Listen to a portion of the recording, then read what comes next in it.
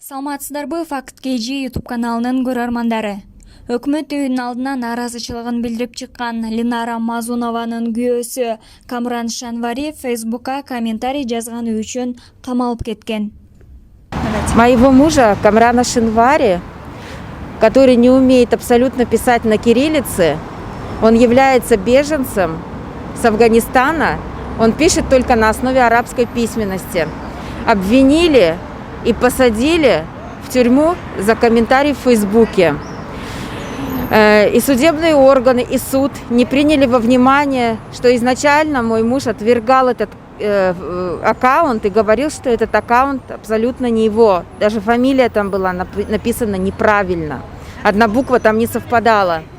Но и следственные органы, и суд закрыли абсолютно глаза на все. И посадили его без единого доказательства.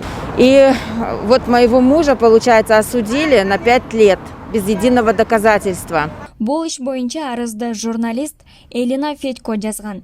Бирок ал массалык маалымат каражаттарына комментарий бербей турганын айткан. Я не помню подробности комментария, но там были какие-то матершинные слова какие-то, я даже сейчас не помню, какие именно. Но там были какие-то ругательные матершинные слова. Это было под видео «Лицо сирийской войны».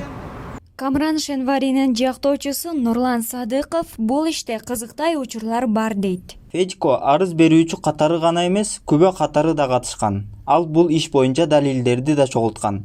Бирок ал жактоочу же тергөөчү болбогондуктан күбө далил чогултканга катышпайт да. Башкача айтканда, бул жаранды кандайдыр бир жол менен жоопко тартууга так көңүл бурулган. И я считаю, что преступления, которые связаны с интернетом, должны расследоваться с учетом IT-технологий. А получается, без IT-технологий, не выяснив, кто написал пост, в каком городе написали, кто именно написал, с какого устройства написали, не выяснив эти вопросы, человека взяли и посадили. Нашим адвокатам, получается, дали уполномоченные органы ответы на наши адвокатские запросы. Мы давали адвокатские запросы в ГКНБ, в сотовые операторы, все, кто раздает интернет в Кыргызстане. И все они нам сказали, что, оказывается, в Кыргызстане невозможно определить, в каком месте именно, в каком городе, в какой стране был написан данный комментарий. То есть на эти вопросы может только ответить в Америке, потому что все серверы находятся за пределами Кыргызстана, то есть в самом непосредственно Фейсбуке, правообладатели этого Фейсбуке. И как, если ГКНБ не может определить, как суд смог определить, как следователь смог определить, как они вообще могли выяснить, чей этот фейковый аккаунт? Ал эми Медиаполис институтунун юристи Ахмат Алагушев буларды айтты. Сот процесси өттү. Бирок күнөөсү бар деген аргументтер жок. Тескерисинче, анын күнөөсүздүгүнүн далилдери биринчи инстанциядагы соттун өкүмүндө көрсөтүлгөндөн көп болгон. Эң негизгиси, тергөө органдары да соттагы анын жазганын далилдеген жок. Алар ошол аккаунтта сүрөтү бар болгондугуна таянып жатышат.